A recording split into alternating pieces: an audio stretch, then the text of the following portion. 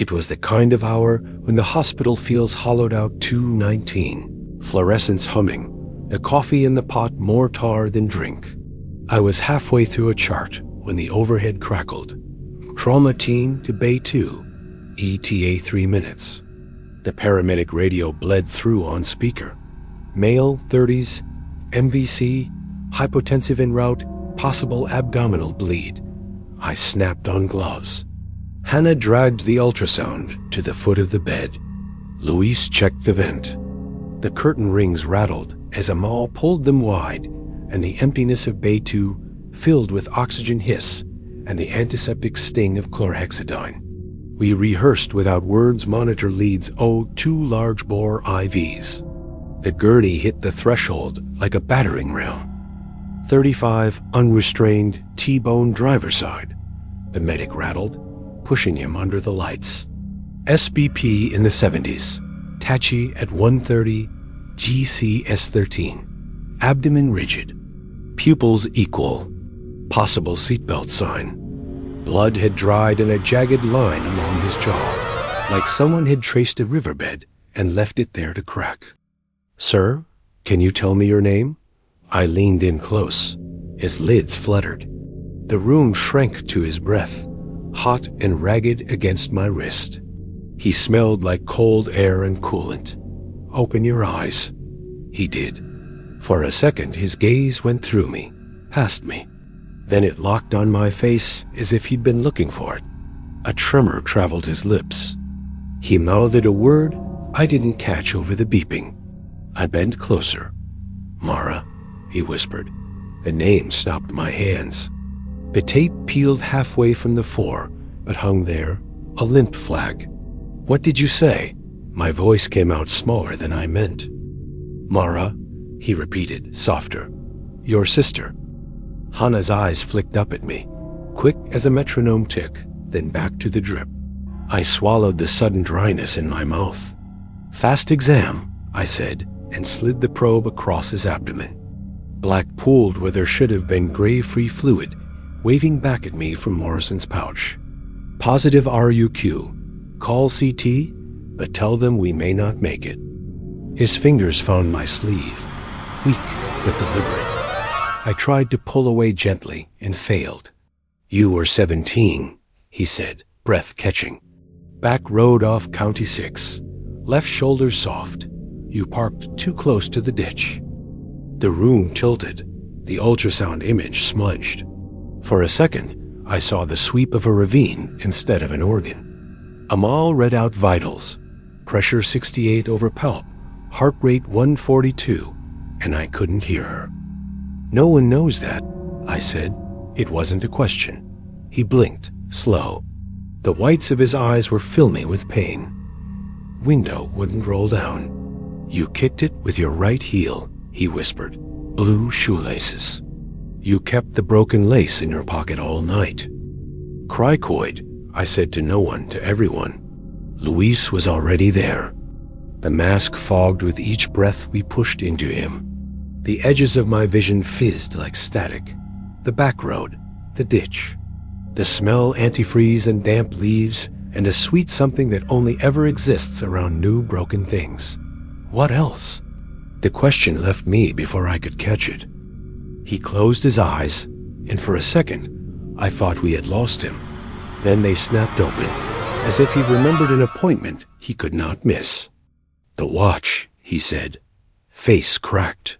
"Stopped at 2:14. You turned it over so you wouldn't have to see it." Hannah's hand paused on the roller clamp. "Doctor," she said, not unkindly. 2 units, oh neg," I said. My mouth remembered how to work. "TXA loading now." He coughed once, then smiled the way people do when they've decided on something. "She asked me to tell you you weren't driving," he said, "and that the song wasn't your fault." The ceiling gridded itself into smaller and smaller squares. Somewhere a monitor alarmed in a pattern I knew by heart but couldn't name. I felt every set of eyes in the room that wasn't mine glance at me, and then away.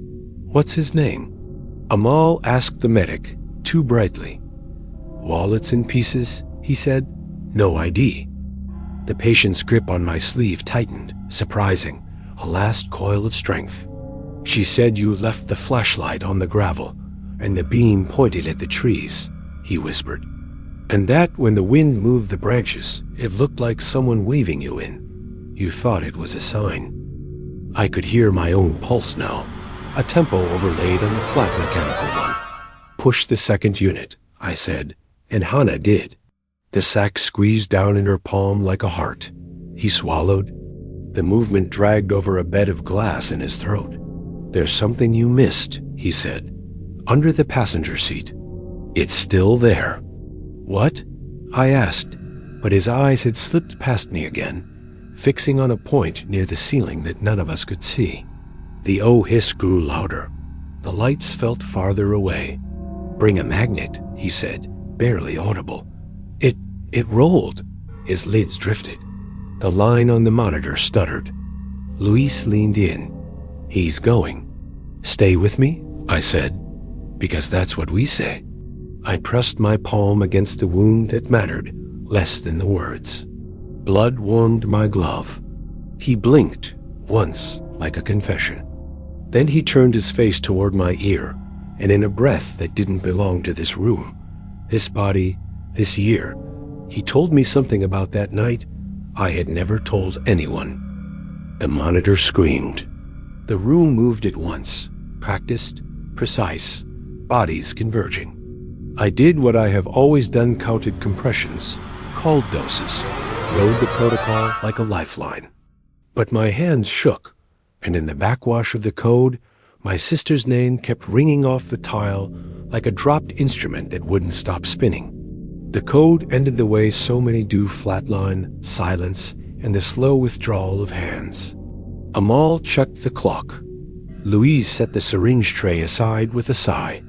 Hannah draped the sheet over his chest with the reverence of muscle memory. No one looked at me. They didn't need to. My pulse was visible in my throat. "Time of death, 2:47, I said, though my voice broke halfway through. The words hung sterile and final, but my hands still trembled in the gloves. I stripped them off and felt sweat bead along my wrists. It wasn't just the death, God knows we see enough of those. It was the way he had said her name, Mara. I hadn't heard anyone speak my sister's name in years. Not in this building, not in this city. It wasn't just a coincidence. He had described details no one alive should know. The ditch, the shoelace, the cracked watch face. All of it buried under time and silence.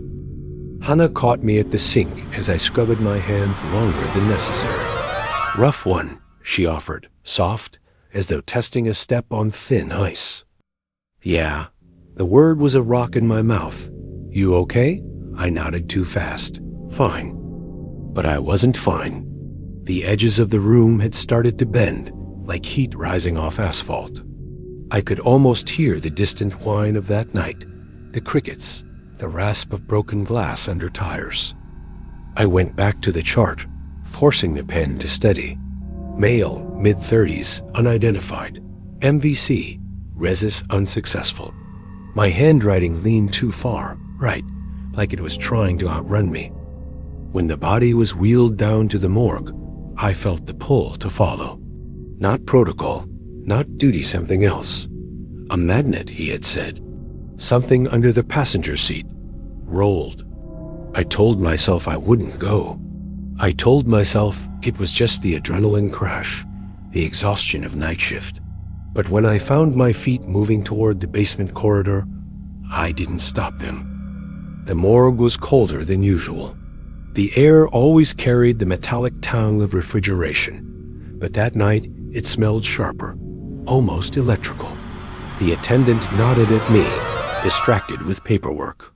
He didn't question why I was there. Drawer 14, unidentified male. I slid it open slowly, half expecting his eyes to snap open again. They didn't. The sheet clung to the shape of his chest, still final. But his hand, God, helped me, looked as though it was reaching frozen mid-grip. I pulled back the cloth. His skin was already paling. I checked the wrist. No ID, no tattoo, no answers. Only the echo of his last words ringing in my skull. Bring a magnet. I leaned against the metal drawer, listening to the hum of the cooling units. For a moment, I thought I heard something beneath it faint, like a ticking watch muffled in fabric. I closed the drawer, harder than I meant to, and the sound stopped. On the walk back upstairs, I told myself I was imagining it. Stress, grief, lack of sleep, but deep down, I knew I would check the crash scene file. I would find out what lay under that passenger seat. Because if he was right about everything else, maybe he was right about that too. And if he was, and my sister hadn't been the only one who died that night, I didn't chart another patient for the next hour. My pen scratched useless loops across the page, pretending to be notes. Every time I blinked, I saw his lips moving, shaping words that had no business reaching me. The shoelace, the watch, the flashlight. Things I had buried deeper than any body I'd ever signed off. By 4 o'clock, the Ed had gone quiet again. Monitors beeped softly in empty bays. The smell of antiseptic clung heavy in the vents. Hannah was at the desk, sipping stale coffee, her eyes half shut. Luis dozed in a chair with his arms folded. The lull should have felt safe. Instead, it felt like the pause between thunder and lightning. I pulled up the old records. It took too many clicks, too many permissions, but eventually the file appeared on the dusty server. County 6 MVC, 2005. My sister's name, Mara Carter. Passenger, female, 19. Driver, unknown. Vehicle, totaled, blue sedan. Fatality at scene. Notes incomplete. That was it. No mention of me, of course. I hadn't told anyone the truth that I'd been there too. That I'd driven, at least until the world tipped sideways and the airbag filled my lungs with powder. That I'd crawled out, dazed, and lied to the first responder who asked where I had been coming from. The file had nothing about the ditch, nothing about a flashlight left burning against the trees. But in the corner of the scanned report, barely legible, was one line. Passenger seat jammed, contents inaccessible. My hands went cold. I remembered the sound of something small rolling, metallic, hitting the underside of the seat when the car spun. I had forgotten it deliberately. Now he was telling me it was still there. A groan of wheels broke the silence. I turned. At the end of the hallway, the morgue gurney was rolling by itself. No attendant, no one pushing. Just the squeak of rubber and the rattle of metal on tile. Drawer 14's occupant heading back toward me, sheet pulled tight like a sail. I froze. The gurney stopped. Dead still. The lights flickered once, then steadied. When I blinked, it was gone. Hannah stirred. You okay? Fine, I lied again. But my pulse hammered so hard my throat hurt. I needed to see that car, to know what was under the seat. Maybe it was nothing, a rusted coin or a lighter. Or maybe it was something worse, something that man had carried here in his blood. Either way, I couldn't shake the thought. If he knew the details of that night, and maybe Mara was speaking through him. And if Mara was speaking, she wanted me to find it. I couldn't finish the shift. Not really. My body stayed, but my mind was already out on County 6. Headlights slicing the dark, the ditch waiting where the road curved too sharply. I moved through the motions discharged one patient, checked labs on another, but everything blurred. By 6:30, the sky outside was bruising with dawn. When handoff came, I mumbled a report that sounded like it belonged to someone else.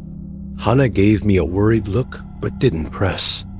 I think she could feel the weight in my chest, the kind you don't ask about if you respect someone's need to keep breathing. I left the hospital and drove without planning to. My hands found the wheel, my foot pressed the gas, and the car carried me east.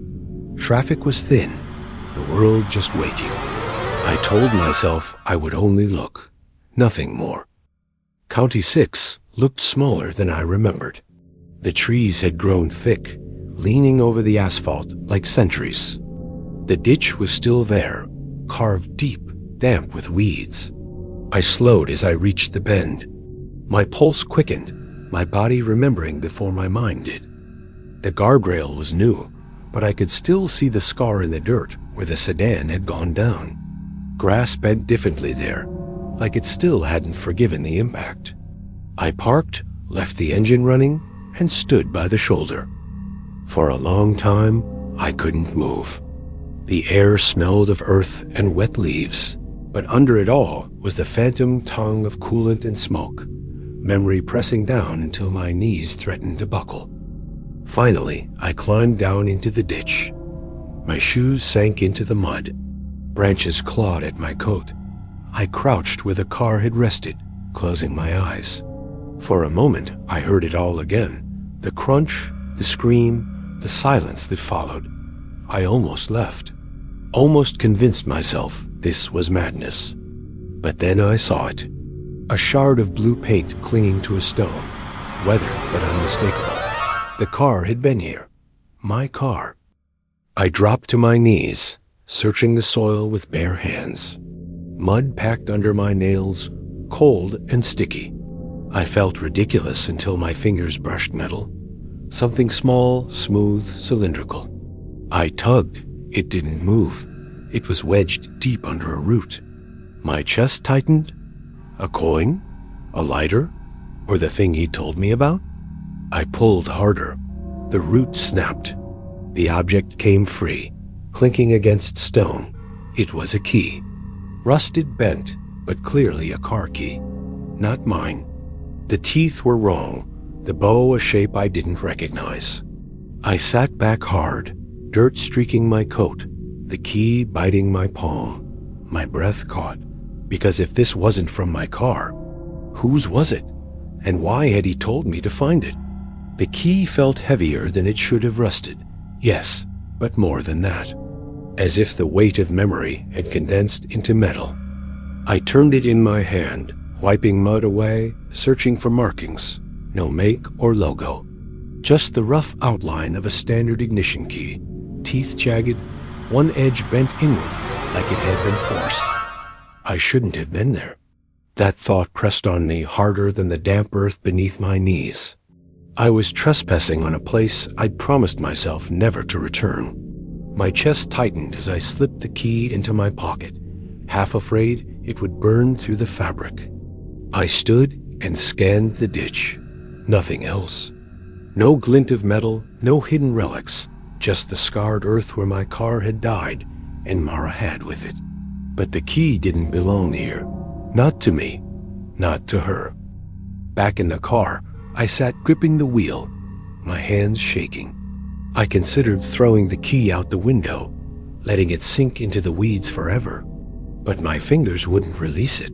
My mind kept circling back to his voice, the patient's whisper as blood pooled under my hands. It rolled. Bring a magnet. Had he known about this key? Was this what he meant? Or was there still something else waiting under that seat, lost in the wreck? I drove back toward the city in silence, the road unspooling like tape. My radio stayed off. Every bump in the pavement rattled the key against the console. A cruel reminder. By the time the hospital appeared on the horizon, dawn had melted into gray morning, and my stomach churned with unease. Inside, the ed bustled with shift change. Fresh faces, bright voices, the ordinary rhythm of medicine. It should have anchored me, but I felt unmoored, carrying a secret object that didn't belong to me. I slipped into the locker room, pulled off my scrubs, and held the key up under the fluorescent light. Still no markings, just rust, dirt, and a story buried deeper than the ditch. Rough night? Hannah's voice broke through the haze.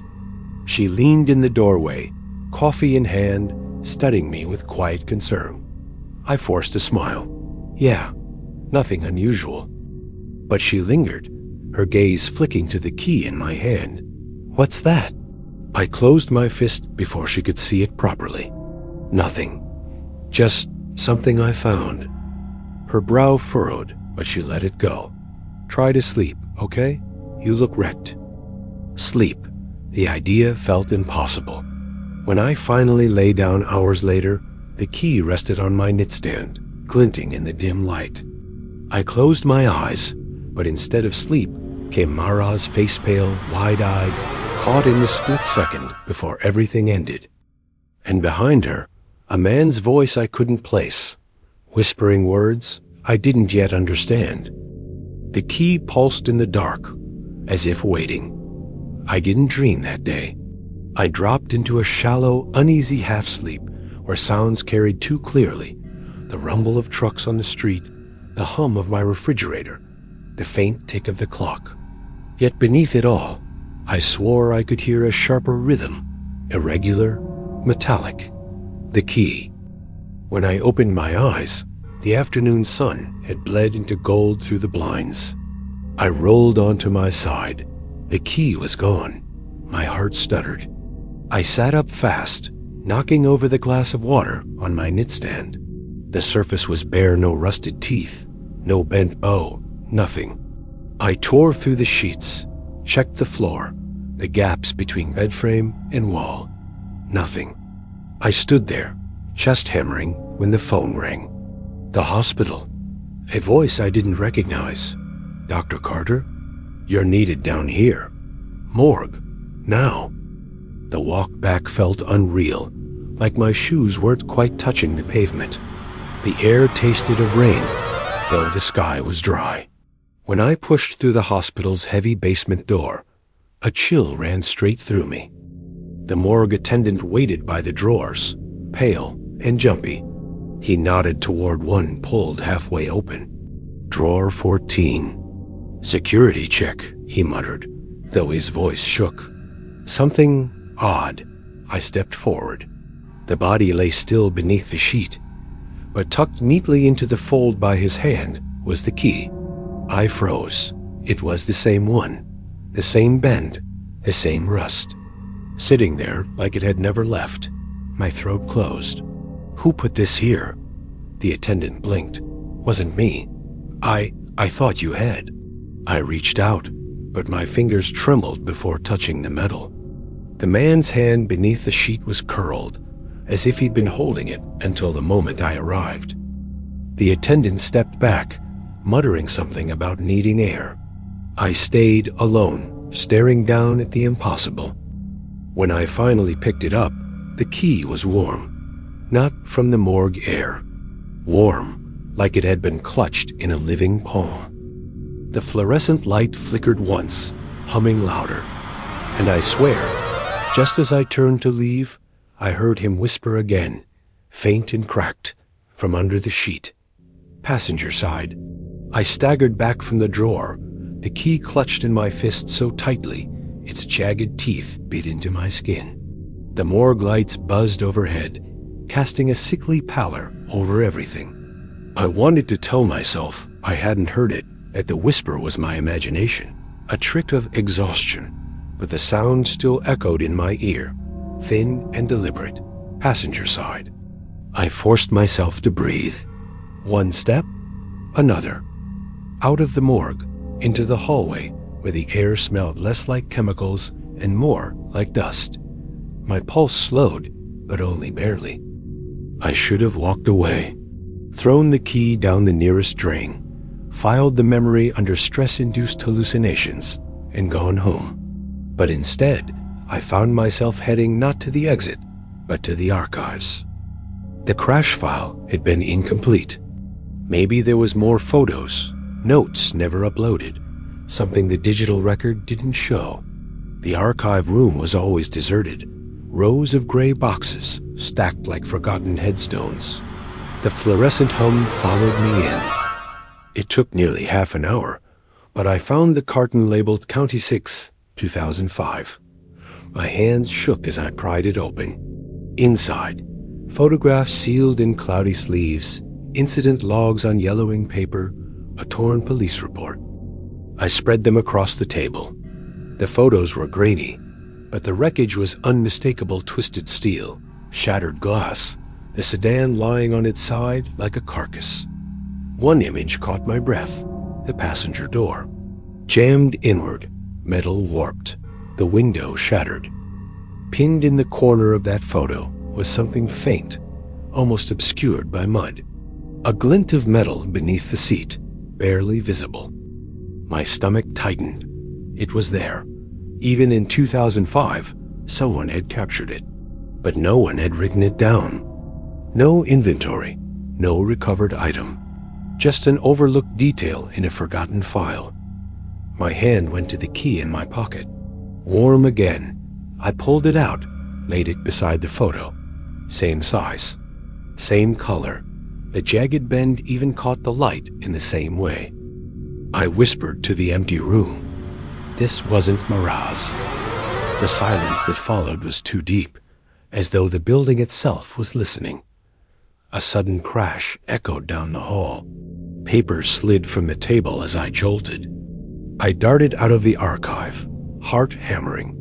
The corridor was empty, but a gurney stood at the far end, parked at an angle. No one there, no footsteps fading, just stillness. The gurney's sheet was pulled taut, as though something lay beneath it. I took one step closer, then stopped. The sheet shifted. Just once, a subtle rise and fall, like the breath of someone waiting. I turned and fled, the key biting into my palm. I didn't stop running until I reached the stairwell, chest heaving, the key slick with sweat in my hand. My rational mind tried to catch up, to explain what I'd seen. A draft, a trick of the eyes, fatigue pulling pranks on my senses. But the memory of that sheet moving slow, deliberate, like an inhale, wouldn't leave me. I sat on the concrete steps, head in my hands, listening to the silence of the hospital's lower floors. Up above, life carried on. Intercom pages, the squeak of nurses' shoes, the occasional cough echoing off tile. Down here, the air felt too still. Eventually, I forced myself to stand. I couldn't stay hiding. The key seemed to hum in my palm, urging me forward, passenger side. Back upstairs, I logged into the hospital system and searched traffic archives. Most files from 2005 had been digitized, but the crash report was bare bones. Impact angle, fatality, no follow-up. No mention of a second vehicle. No driver identified.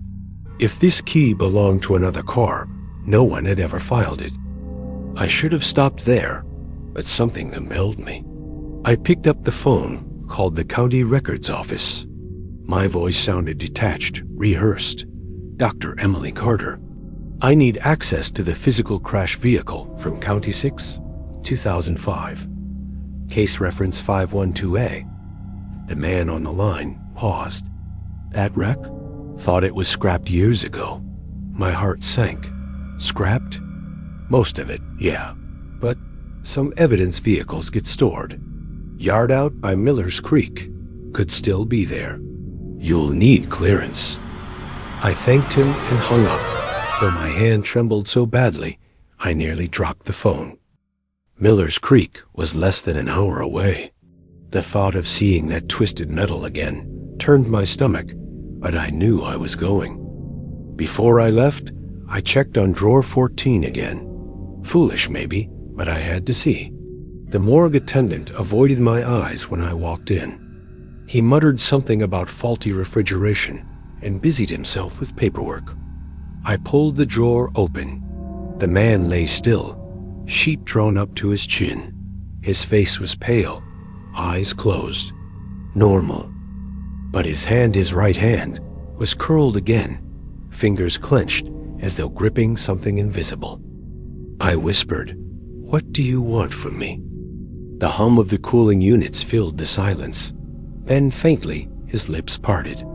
The sheet rustled against his chest. And I swear he whispered one word, barely audible, but enough to hollow me out. Soon.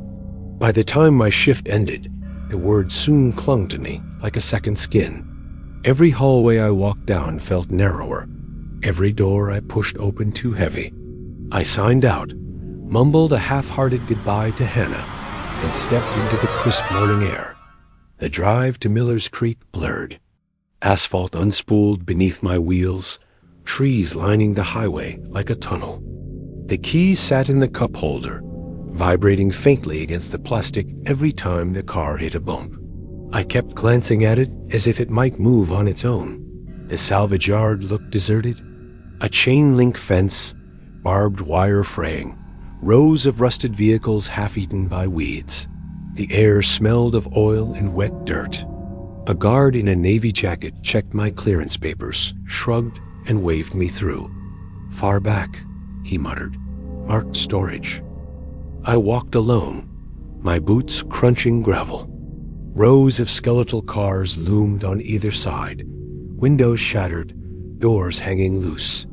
Finally, I saw it. My old sedan. Or what was left of it. Blue paint flaking, frame twisted, passenger side caved in like a crushed rib cage. For a long time, I just stood there, my breath fogged in the cool air, the sound of crows circling overhead. Memories hit in jagged flashes. Mara's scream, the blur of headlights, the silence afterward. I forced myself closer. The passenger door was still jammed, metal fused in place. I crouched, peered under the seat. Mud and leaves crusted the floorboard. At first, nothing, just shadows. Then something gleamed, not the key. Something round, metallic, lodged deep. I reached in, fingers brushing damp fabric. My knuckles scraped metal. Whatever it was, it had been wedged there for years. I pulled harder. It rolled free with a hollow clink. A compact flashlight, cracked but intact, its casing dented. I turned it over in my palm, half expecting it to light despite the years. Mud flaked off the switch. I remembered it instantly. Mara's flashlight. She always carried it, tucked into her bag on night drives. I hadn't seen it since that night. My throat tightened. This was what the man had meant. The thing under the seat. But as I held it, my blood ran cold. Because when I unscrewed the back cap, a scrap of paper slid out, curled, yellowed with time, but legible. Scrawled in ink faded, but sharp enough to read. "I know what you did, Emily." The paper trembled in my hand. Though I wasn't the one shaking, it felt as if the words themselves buzzed, alive with accusation. "I know what you did, Emily." My breath fogged the cool air. I turned the flashlight over again, as if some hidden explanation would reveal itself. But it was unmistakably Mara's, the chipped paint near the lens. The scratch she'd once joked looked like a comet. I remembered her shining it in my face when we were kids, laughing as I swatted it away. But the note, Mara couldn't have written it. She'd never had time. She'd died instantly. The police had told me that much. My stomach churned. Someone else had put this inside. Someone who knew me, who knew that night better than anyone should. A crow cawed overhead, jarring me back to the present. I shoved the paper back into the flashlight, twisted the cap closed, and slipped both into my bag. My pulse hammered so loudly, I barely heard the gravel under my boots as I walked out of the yard. Back in the car, I couldn't bring myself to start the engine right away. I sat gripping the wheel, the key in the cup holder glinting faintly, the flashlight pressing heavy against my thigh. Together, they felt like puzzle pieces, forcing me toward a picture I didn't want to see. By the time I returned to the city, it was late afternoon. The hospital loomed on the horizon, sterile and unwelcoming. My shift wasn't due for hours, but something pulled me back inside. The morgue was empty again, humming with cold. I stood at drawer 14, staring at the man beneath the sheet. My voice cracked when I whispered, "What do you want from me?" The sheet rose once, subtle, like a breath. My knees almost gave out. This time, his lips moved more clearly. A rasp escaped, words barely audible but certain. "Not me. Her. I stumbled back, spine colliding with the cold steel drawers. Her? My throat dried. Mara? The silence that followed was unbearable. I couldn't stand it. I slammed the drawer shut and bolted for the stairwell, heart rattling in my chest. But as I pushed open the door to the stairs, I froze. On the landing, resting perfectly centered on the concrete step, lay another note. Folded once, edges crisp. I bent down with shaking hands, unfolded it. 5 words scrawled in the same faded ink as the one from the flashlight. You left me there alive. The words punched the air out of me. You left me there alive. My mind rebelled instantly. No, impossible. The coroner's report had been explicit. Instantaneous trauma, no chance of survival. I'd repeated that to myself for years. My mantra against guilt. But holding that slip of paper in the stairwell, I felt my certainty fracture. My fingers trembled as I read it again, tracing the faded letters like scars. If Mara hadn't died right away, then what? Had she suffered in the ditch while I staggered dazed, while the ambulance dragged me away? Had she called for me while I stood frozen, ears ringing, blind with shock? The thought gutted me. I crumpled the note, shoved it into my pocket, and stumbled upstairs. My vision swam. The hospital corridors seemed to tilt, every fluorescent flicker magnified until my head throbbed. Voices drifted past nurses chatting, a patient groaning, but they sounded warped, underwater. In the locker room, I splashed water on my face. The mirror offered no comfort. My eyes looked hollow, rimmed with sleepless shadows. Behind me, in the warped reflection of the metal cabinets, I thought I saw a second figure, a woman with hair plastered to her cheeks, her mouth moving silently. I spun. Nothing. The key clattered onto the sink as I gripped the counter. That damned key, dragging me deeper. I snatched it up and shoved it into my bag with the flashlight and notes. I had to know if it was possible. If Mara really could have survived for even a minute. The records. The medical examiner's notes. There had to be more detail somewhere. I crept into the restricted archives after hours, badge trembling in my hand. Rows of boxes lined the shelves, paper dust thick in the air. I found the folder marked County 6 Fatality, 2005. My hands shook as I pulled the report. Autopsy, skull fracture, pulmonary trauma. Cause of death, blunt force impact. Estimated instantaneous fatality. The words blurred. But beneath them, in faint pencil, a margin note caught my eye. Something not in the official report. Initial vitals. Weak pulse, shallow respirations. Pronounced unresponsive on site. No further interventions attempted due to severity of injuries. My vision tunneled. She'd had a pulse. She'd been breathing. However faint, however doomed, it meant she hadn't died instantly. The whisper returned, curling through my skull like smoke. You left me there alive. I dropped the file, papers scattering like dry leaves. My knees hit the floor. For the first time since that night, I screamed.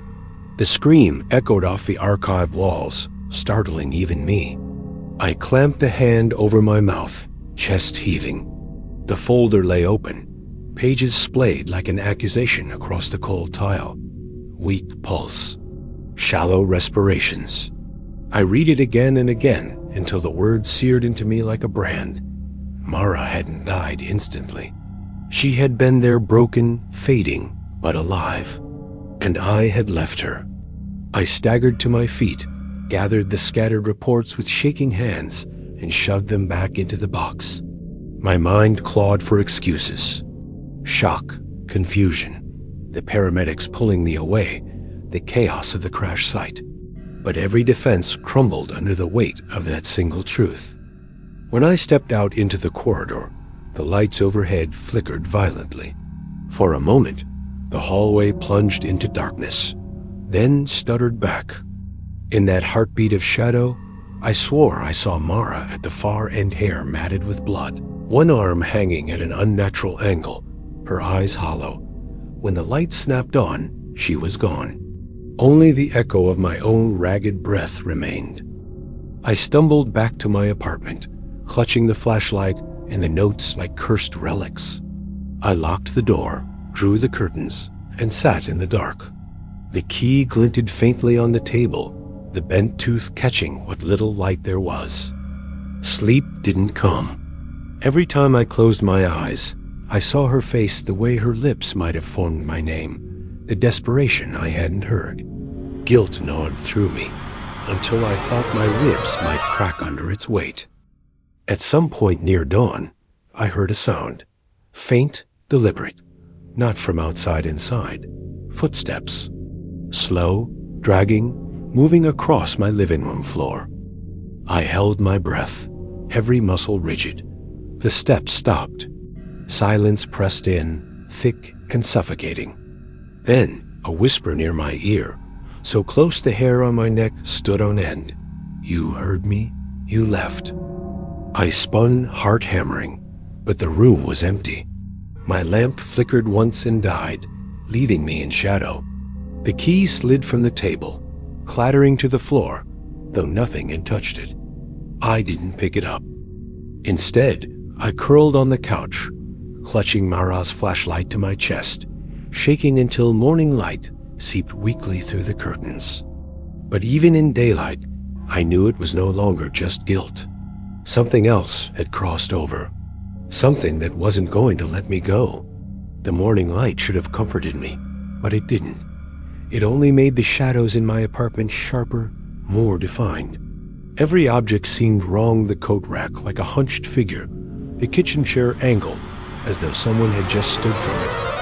I hadn't moved those things. I told myself I was unraveling. Sleep deprivation, stress, trauma resurfacing. That was all. But when I bent to pick up the key from the floor, I froze. It wasn't cold anymore. It pulsed faintly, a warmth that felt unnatural, almost like skin pressed against mine. And on its rusted surface, lines I had never noticed before seemed to shimmer, grooves shaped not like scratches, but letters. I squinted, my stomach knotting. M-A-R-A. I dropped it instantly. It clattered across the floor, slid under the couch. My breath caught in my throat. I didn't dare retrieve it. I staggered to the kitchen, poured a glass of water with shaking hands, and nearly dropped it when my phone buzzed. A message notification lit the screen. Unknown number. I opened it, dread dripping into my veins like poison. Why didn't you pull me out? The glass shattered in the sink. I backed away, my phone slipping from my grip onto the counter. I didn't want to touch it again, but another buzz came, louder, insistent. I screamed for you. I pressed my back to the wall, sliding down until I was sitting on the floor, knees pulled to my chest. This couldn't be happening. The number had no caller ID, no trail. Tears blurred my vision. My mind replayed that night metal crumpling, glass spraying, the silence after impact. But under the ringing in my ears, had there been another sound? A voice, faint and muffled, drowned by my own terror? I buried my face in my hands. That was when the flashlight in my bag clicked on by itself. A thin beam cut across the dim apartment, steady, unwavering. It pointed not at the wall or the ceiling, but directly at my front door. 3 knocks followed, slow, deliberate. I didn't move. My breath came in shallow gasps. A pause, then a voice through the door, low and broken but unmistakable. Emily opened the door. It was her voice, Mara's. And it sounded like she had never stopped calling for me. I pressed my hands against my ears, as if that could block the sound. But her voice seeped through, thin and cracked, threading into me like ice water.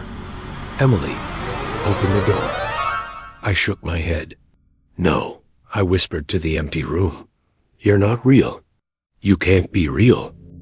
The flashlight beam held steady on the door, unwavering, almost demanding. Another 3 knocks followed, harder this time, rattling the wood. Dust sifted from the frame. I staggered backward, tripping over the rug, clutching at the wall for balance. My phone buzzed again on the counter. Against every instinct, I grabbed it, hands trembling. Another message. If you won't open it, I'll come in. My stomach dropped.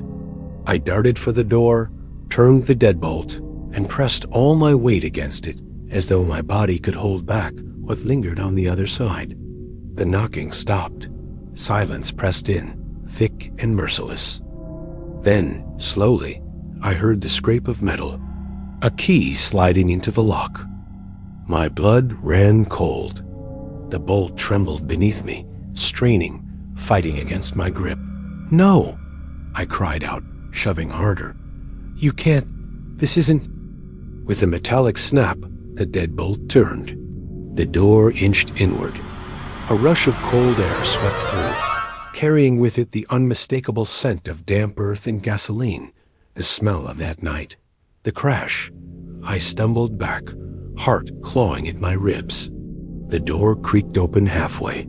Shadows stretched across the floor, too long, too heavy for the faint light outside. And then I saw her.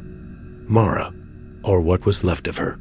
Hair matted, skin pale, and blotched with dark bruises.